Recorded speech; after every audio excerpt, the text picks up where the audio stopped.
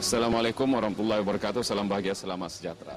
Kalau kita melihat 119 nombor aduan MTLA, apakah sebenarnya ini adalah memberikan kemudahan kepada kita agar mungkin juga untuk memberikan disiplin kepada pemandu-pemandu agar mereka khususnya kendaraan-kendaraan besar seperti ini akan memandu lebih baik, lebih disiplin, teratur. Jadi inilah matlamat jabatan yang berkenaan yang memainkan peranan dalam bidang ini, yaitu Jabatan Pengangkutan Darat. InsyaAllah kita akan membuat pendekatan apa sebenarnya MTLA 119 ini. Inilah yang akan kita singkap untuk kali ini.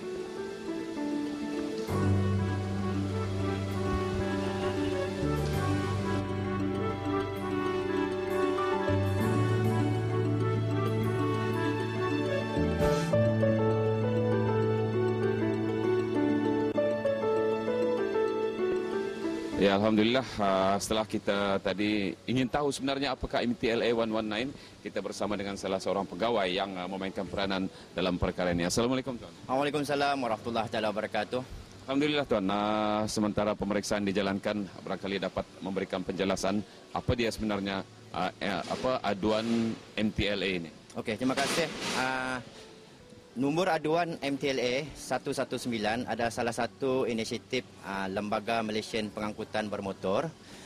MTLA bermaksud dalam versi Englishnya tu iaitu Motor Transport Licensing Authority, yang mana inisiatif ini adalah bagi memudahkan pengguna-pengguna jalan raya dan juga orang awam untuk membuat aduan secara langsung mengenai kesalahan-kesalahan ataupun tingkah laku pemandu-pemandu bagi kenderaan-kenderaan berat ataupun kenderaan komersial, termasuk truk, van dan juga bas siwa khas atau bas sekolah. Jadi dengan cara ini pengguna jalan raya akan boleh mendailah nombor 119 untuk membuat aduan dari segi apa jua jenis bentuk aduan, terutamanya jika pemandu-pemandu tu laju melebihi had harahan laju yang tertera di belakang kenderaan yang 50 km sejam, dan juga macam pembawaan barang-barang muatan seperti batu berguguran, memutung, yang mana pengguna-pengguna jalan raya yang mengikuti dari belakang merasai berbahaya. Jadi mereka ini bolehlah menghubungi 119, dan 119 ini ditempatkan di Pejabat Urustia Lembaga Malaysian Pengangkutan Bermotor. Jadi setiap aduan akan dicatat dan perlu juga diketahui oleh orang ramai ataupun pengguna-pengguna jalan raya maklumat-maklumat yang penting yang perlu disampaikan, terutamanya satu tanda pengenalan sesebuah kenderaan tersebut. Kemudian kedua, di mana, jalan mana ataupun kampung kah, tempat kah, dan ketiga tarikh ianya tarikh kejadian, dan apakah yang keempatnya jenis kesalahannya, sekiranya ia laju ataupun membawa muatan yang berguguran, memutung, apa saja jenis-jenis yang dipikirkan berbahaya kepada mereka. Pengadu yang paling baiknya adalah untuk membagi tahu nama ataupun nombor dihubungi dan ini adalah bertujuan kerana setiap aduan akan dipanggil tindakan, dan antara tindakan yang diambil adalah pihak urustia akan mengirimkan sesuatu surat peringatan ataupun surat peringatan kepada pemilik kenderaan tersebut supaya akan datang ke pejabat dan untuk ditemu duga ataupun ditemu bual untuk disiasatlah maksudnya tu. Jadi nama-nama pengadu adalah tidak didedahkan, dirahsiakan tu. Mereka tidak tahu tu. Dan antara tindakannya tu dependlah jenis-jenis kesalahannya. Kalau ia perlu dia punya lampu yang kalap-kalap di belakang tu, di atas atap.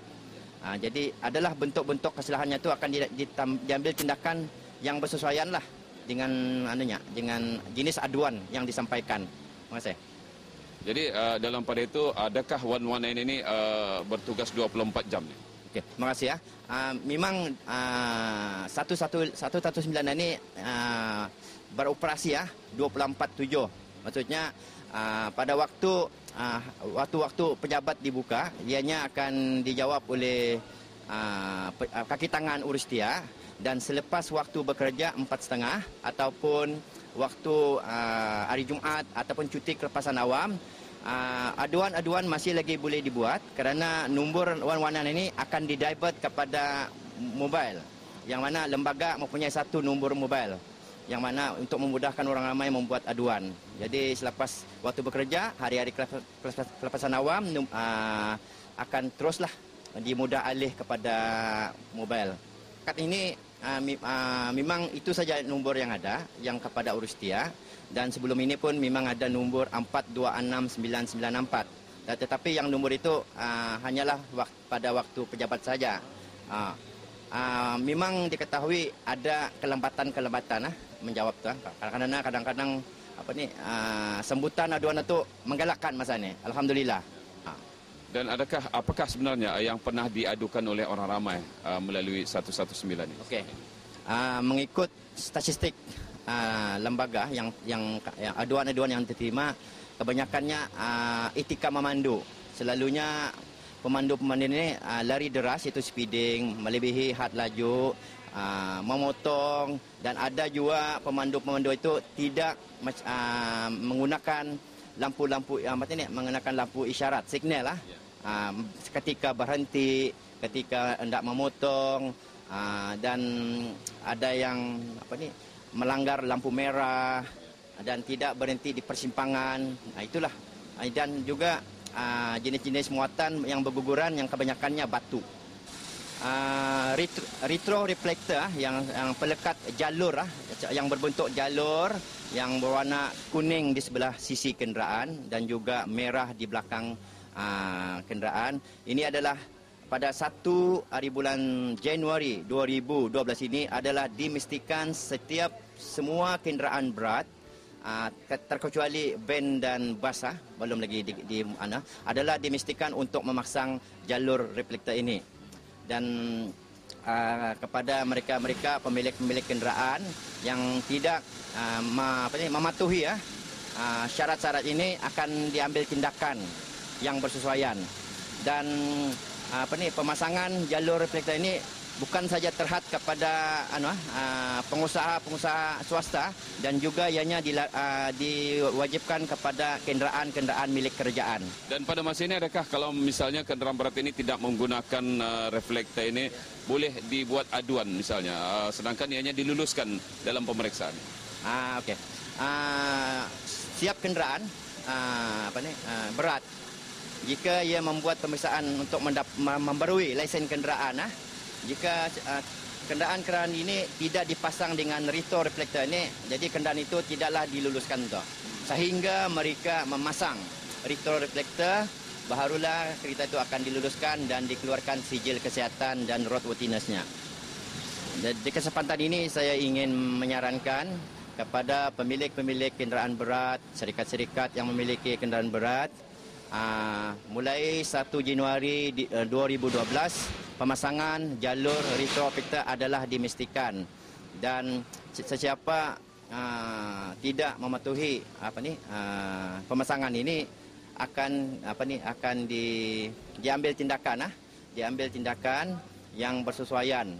Dan apabila mereka mengadakan pemeriksaan untuk membaharui lesen kenderaan mereka tidak akan diluluskan sehingga mereka memasang jalur reflektor ini.